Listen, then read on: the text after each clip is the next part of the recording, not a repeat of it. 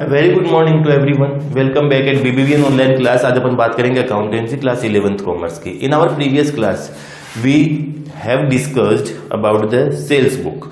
जब अपन ने सेल्स बुक की बात करी थी तो अपन ने ये कहा था कि भाई सेल्स बुक के लिए अपन क्या करते हैं, सिर्फ क्रेडिट सेल्स को ही कंसीडर करते हैं। यानी कि गुड्स अगर आपने क्रेडिट में सेल किया है वो ही ट्रांजेक्शन्स कंसीडर किए जाएंगे, बाकी सारे ट्रांजेक्शन्स को इग्नोर कर दिया जाता है। आज की अपनी इस क्लास में अपन बात करते हैं परचेज रिटर्न बुक की।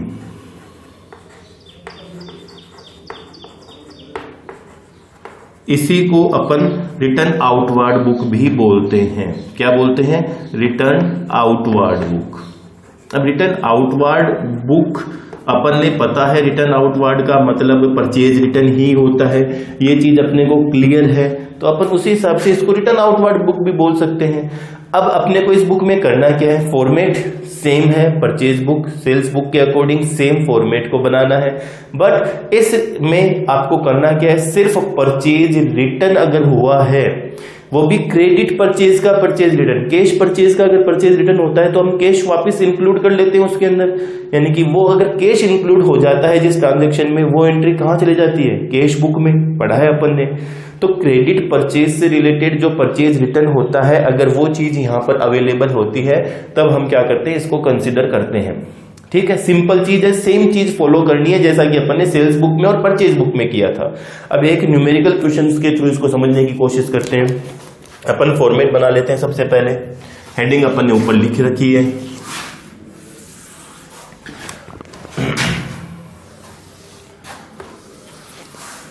हेडिंग अपनी ऊपर है ही। अब अपन ने बात करी सबसे पहले कॉलम डेट, सेकंड कॉलम की बात करी particular, invoice number, LF, details. Details के बाद में अपन बात कर लेते हैं cost, input CGST, input SGST, input IGST और total.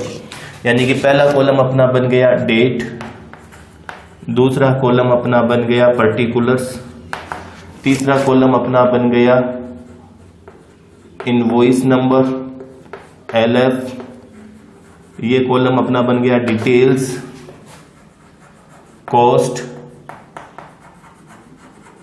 Input CGST, input SGST, input IGST और ये बन गया अपना टोटल। देखिए सेम चीज है, दो ही ट्रांजेक्शन दिए हुए हैं क्वेश्चन में कि return goods to Ramkishan and Goodsons for ₹2000, trade discount 10%, CGST and SGST was paid at 6% each. यानी कि 2019 अप्रैल 15 किसको रिटर्न किया? Messrs Ramkrishna and sons. नाम लिख देते हैं मेसर्स रामकृष्ण एंड सन्स। इसके नीचे अंडरलाइन कर ले। क्या गुड्स रिटर्न किया है? 2000 रुपीज का गुड्स रिटर्न किया है। सिंपल सी चीज है, 2000 रुपीज डिटेल में लिख देंगे। अगर क्वेश्चन में डिटेल दे रखी है कि कौन सा गुड्स किस रेट से खरीदा था, वो तो हमने परचेज बुक में लिख दिया था। उसी में से गुड्स रिटर्न करते हैं तो लिख दिया है कि डिटेल का नाम, गुड्स का नाम @ सो एंड सो। अपन उसमें एंट्री कर देते हैं। इसमें सबसे पहले लेस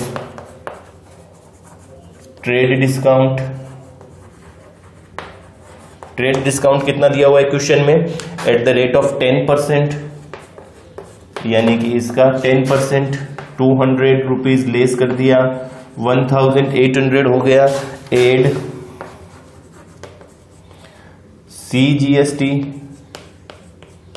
@ 6%, SGST @ 6%।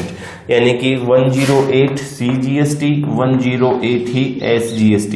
इसका टोटल कर लेते हैं, ये आ जाता है 2016।